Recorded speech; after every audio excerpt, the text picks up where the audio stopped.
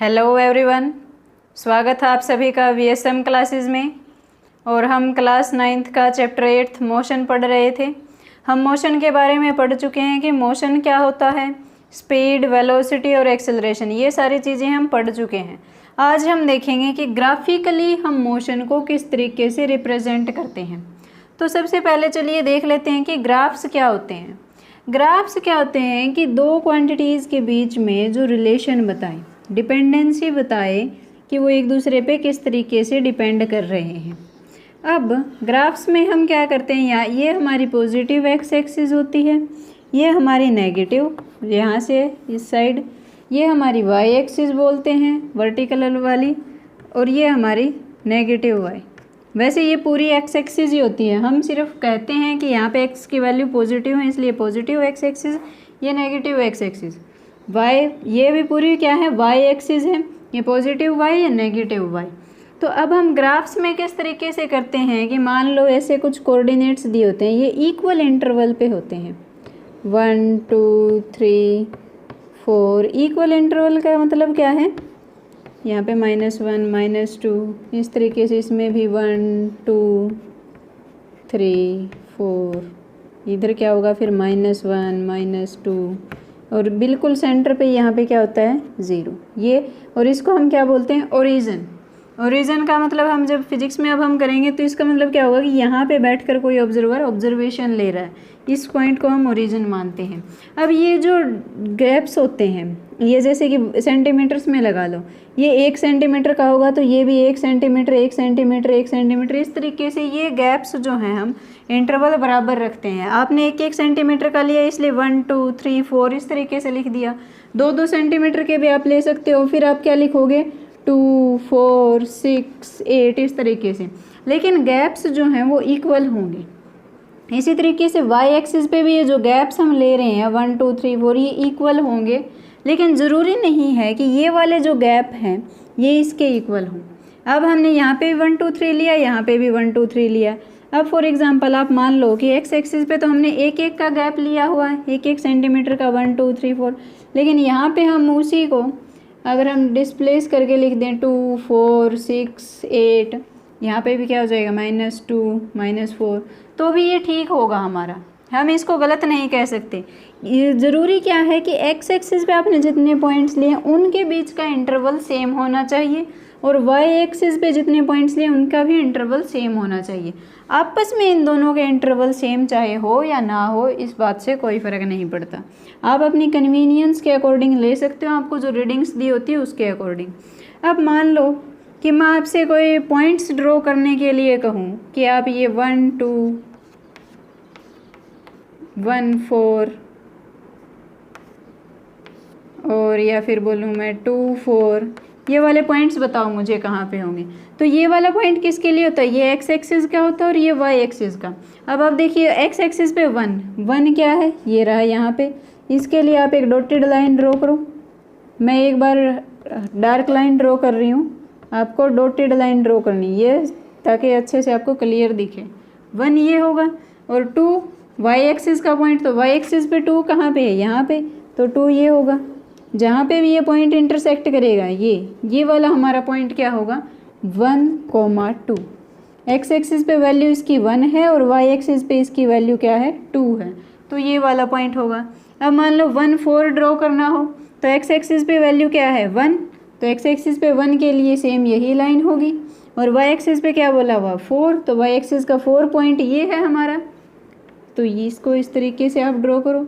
1 और 4 वाली line match कहाँ पे कर रही है, इंटरसेक्ट यहाँ पे कर रही है, तो ये हमारा क्या पॉइंट होगा, एक्स एक्सिस पे 1, वाई एक्सिस पे क्या है इसकी वैल्यू 4, तो ये 1 4 पॉइंट होगा हमारा। इसी तरीके से आप बताइए 2 और 4 को हम कैसे ड्रॉ करेंगे। तो 2 एक्स एक्सिस के लिए है 2, तो 2 वाला पॉइंट ये रहा, इसके लिए आप एक लाइन ड्रॉ करो। ये वैसे लाइन, ये डॉटेड लाइंस हम ड्रॉ करते हैं, अदरवाइज़ हम ड्रॉ करते ही नहीं, हम सीधा ही करते हैं, ये आपको समझाने के लिए। ये वाला 2 और 2 के साथ 4 के लिए ये वाली लाइन इस तरीके से कहाँ पे इंटरसेक्ट की, 2 और 4 वाली लाइन यहाँ पे, तो ये हमारा पॉइंट क्या हो जाएगा 2 4। एक्स एक्सिस पे वैल्यू कितनी है 2 और वाई की वैल्यू 4, इसी तरीके से अब आप बताइए एक पॉइंट कि 4,6 इसको हम कैसे ड्रॉ करेंगे। सीधा हम लाइन नहीं लगाएंगे, अब की बार हम सीधा ड्रॉ करेंगे। क्या 4 देखिए एक्स एक्सिस पे कहाँ पे, यहाँ पे। आप ऐसे ऐसे करके सीधा जाइए, मन में सपोज कर लीजिए। और 6 कहाँ पे, यहाँ पे। तो अप्रोक्सीमेटली हमारी लाइन कहाँ पे इंटरसेक्ट करेगी, यहाँ पे। आप इसको ड्रॉ करके देख सकते हो। तो ये हमारा पॉइंट क्या हो जाएगा 4,6। तो आपको ऐसे, जब तक आपको अच्छे से ड्रॉ करने नहीं आते, आप ऐसे लाइंस लगाकर प्रैक्टिस करें, फिर आप डॉटेड लाइन से, और फिर आप सीधा देखकर बताएं कि पॉइंट्स कहाँ पे हैं। तो आई थिंक ग्राफ्स का मतलब आपको समझ में आ गया, ग्राफ कैसे ड्रॉ करते हैं और ये पॉइंट्स किस तरीके से होते हैं। इनको हम क्या बोलते हैं, कोऑर्डिनेट्स। अब जैसे कि 2, लिखा मैंने, 1,4 लिखा, 1,2, 4,6, इसका नाम क्या होता है, कोऑर्डिनेट्स। ये क्या है, कोऑर्डिनेट। ये क्या है, एक्स कोऑर्डिनेट। पहले जो लिखते हैं हम स्टार्टिंग वाला कोऑर्डिनेट क्या होता है, वो एक्स कोऑर्डिनेट, और जो दूसरा होता है वो क्या होता है, वाई कोऑर्डिनेट। तो इनको हम कोऑर्डिनेट बोलते हैं। ये मैथमेटिक्स का पोर्शन था। अब हम हमारे जो फिजिक्स में हम क्या ग्राफ्स ड्रॉ कर रहे हैं उस पर आते हैं। ये आपको समझाने के लिए कि अगर किसी स्टूडेंट को नहीं भी आता हो ग्राफ्स ड्रॉ करना, तो थोड़ा सा समझ में आ जाए। अब देखिए, और इसमें ग्राफ से उसमें हमें क्या पता चल रहा था, एक्स और वाई के बीच में क्या रिलेशन है वो पता चल रहा था। तो ग्राफ्स बेसिकली क्या करते हैं कि दो फिजिकल क्वांटिटीज़ के बीच में रिलेशन बताते हैं। ग्राफ्स क्या करते हैं, दो फिजिकल क्वांटिटीज़ के बीच में रिलेशन बताते हैं। फॉर एग्जांपल हम पहले ग्राफ डिस्कस करते हैं, distance time graph. Distance time graphs के बारे में हम डिस्कस करेंगे।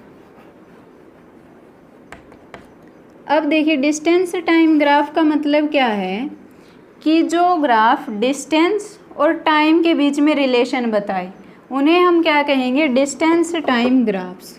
डिस्टेंस, अब इसका डिस्टेंस क्या है, हम किससे बताएंगे, कोई पर्टिकुलर पोजीशन हम लेंगे, ओरिजिन मानेंगे, एक ओरिजिन कंसिडर करेंगे, वहाँ से हम देखेंगे कि कोई भी ऑब्जेक्ट कितना डिस्टेंस ट्रैवल कर रहा है। For example 5 meter, 10 meter, 15 meter, कितने टाइम में ट्रैवल कर रहा है वो हम बताएंगे। डिस्टेंस टाइम ग्राफ से हम बेसिकली हम क्या बता रहे हैं कि वो ऑब्जेक्ट उस पर्टिकुलर ओरिजिन से कितनी दूरी पे है। हम क्या बता रहे हैं, पोजीशन बता रहे हैं। पोजीशन में कितना चेंज हुआ भाई, मान लो पहले 5 सेकंड में इतनी, दूसरे में इतनी। तो डिस्टेंस टाइम ग्राफ हमें क्या बताते हैं, change in position with respect to time, और वो क्या होती है, वेलोसिटी। अब एक बार हम देख लेते हैं कि मोशन, अब देखिए डिस्टेंस चेंज हो रहा है।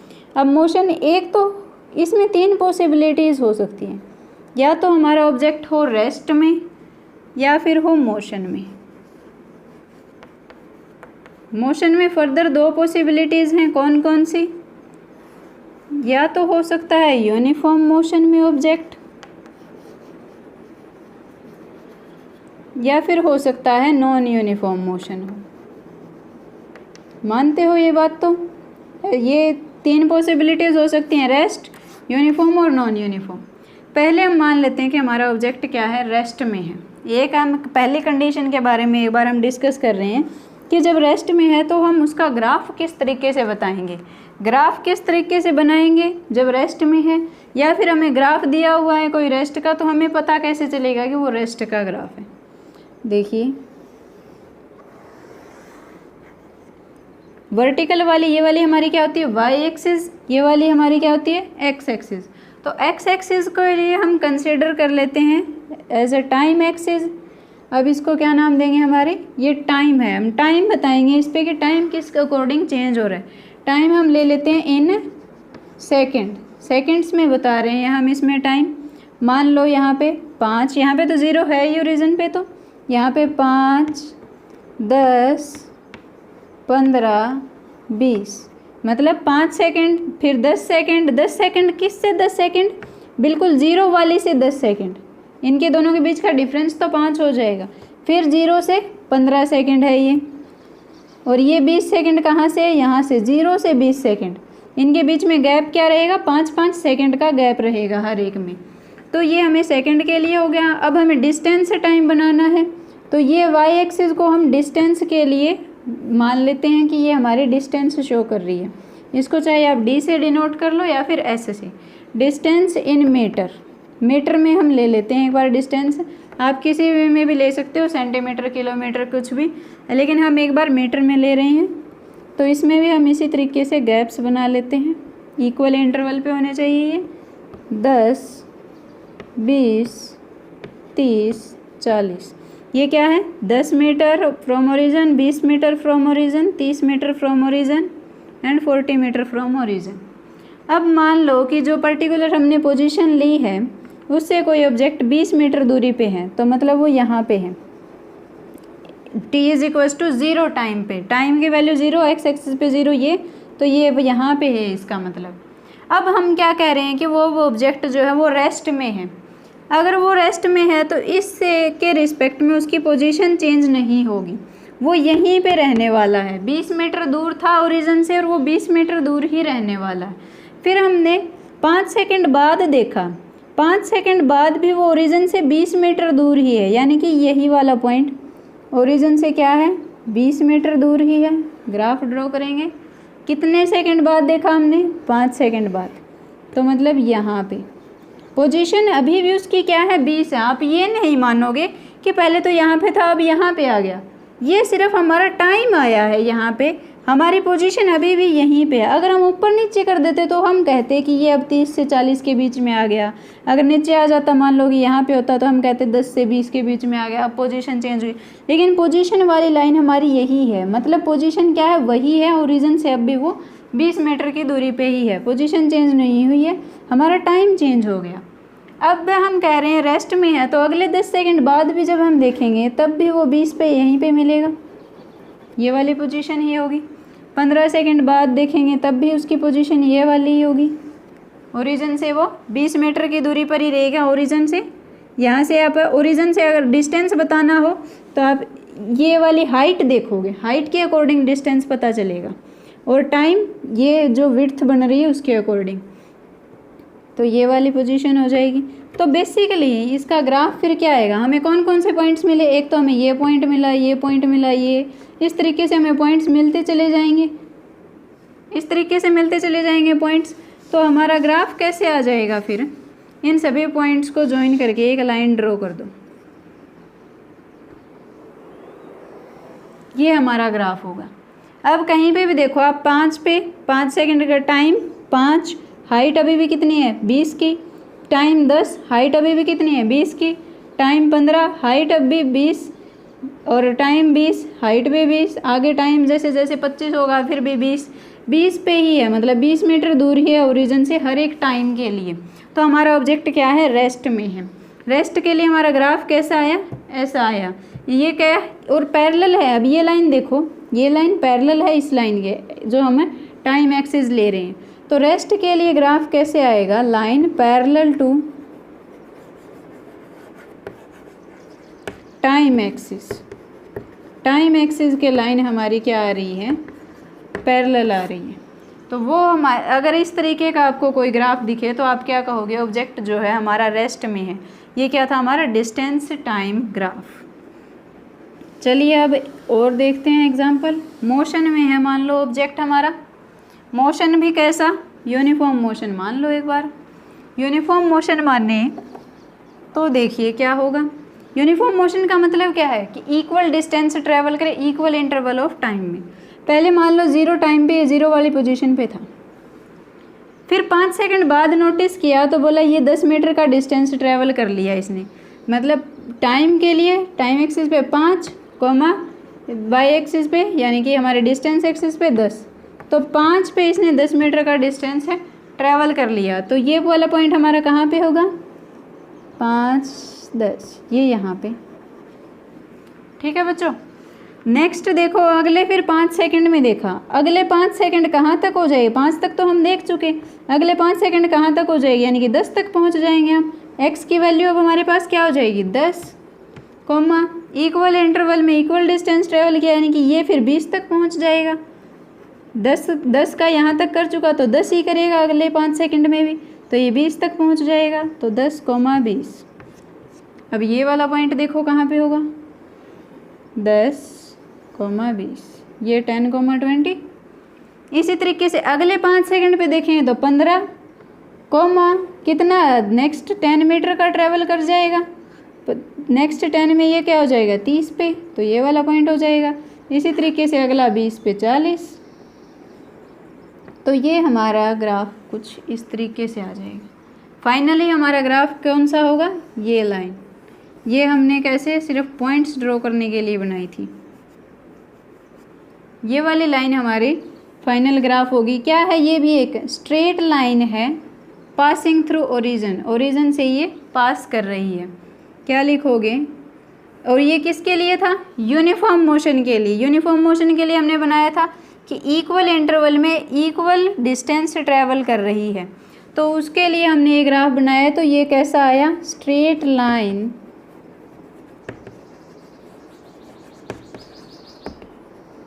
Passing through origin.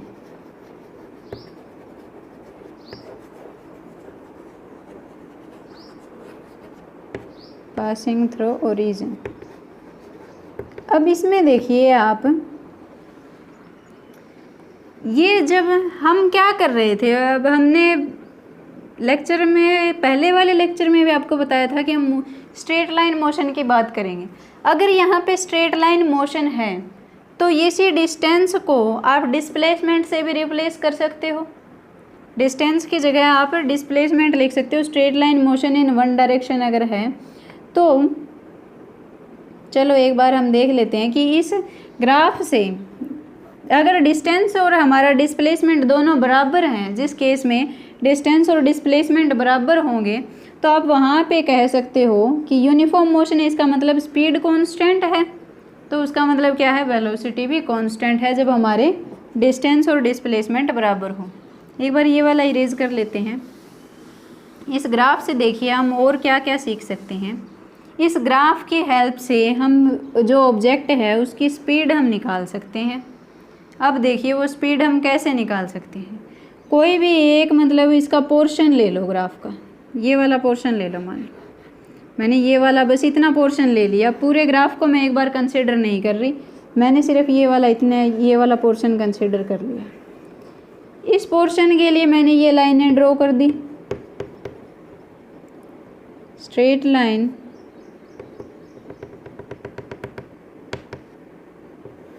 Parallel to Y axis.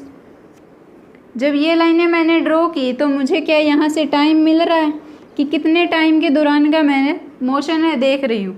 तो मैं मोशन कंसिडर कर रही हूँ 10 सेकंड से 15 सेकंड के बीच का, यानी कि इस टाइम को आप नाम दो T1 और इस टाइम को आप नाम दो T2।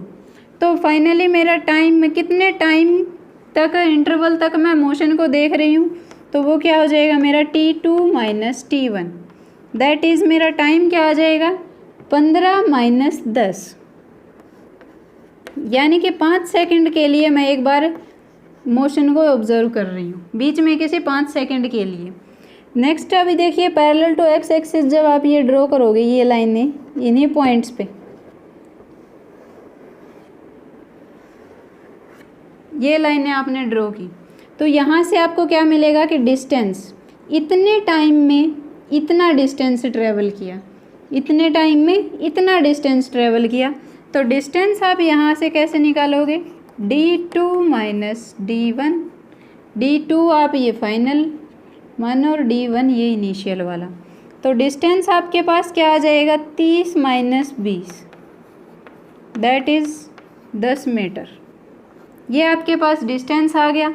मतलब देखो अब यहाँ से आपको ये पता चल रहा है कि कितने टाइम में कितना डिस्टेंस ट्रेवल कर रही है। तो ये हमारी क्या होती है, स्पीड ही होती है। स्पीड क्या होती है, डिस्टेंस अपॉन टाइम। डिस्टेंस हमारा यहाँ पे क्या आया 10, टाइम क्या आया 5, क्या आ जाएगी 2 मीटर पर सेकंड की स्पीड आ जाएगी। तो आप इस ग्राफ से, डिस्टेंस टाइम ग्राफ से आप क्या कैलकुलेट कर सकते हो, आप स्पीड कैलकुलेट कर सकते हो।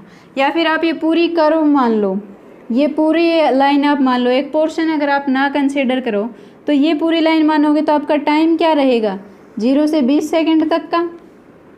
यूनिफॉर्म मोशन है ये, आपका टाइम रहेगा 0 से 20 सेकंड तक का। टोटल डिस्टेंस देखो हाइट कितनी रहेगी 40 तक की, तो आप क्या करोगे 40/20 क्या आ जाएगा, सेम वही 2 मीटर पर सेकंड।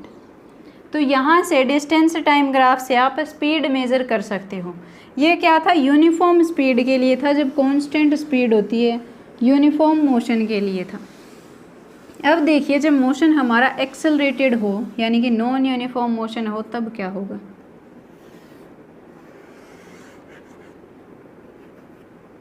ज़ीरो, यहाँ पे हमारा टाइम एक्सिस है हमारी टाइम इन सेकंड, यहाँ पे क्या है डिस्टेंस इन मीटर।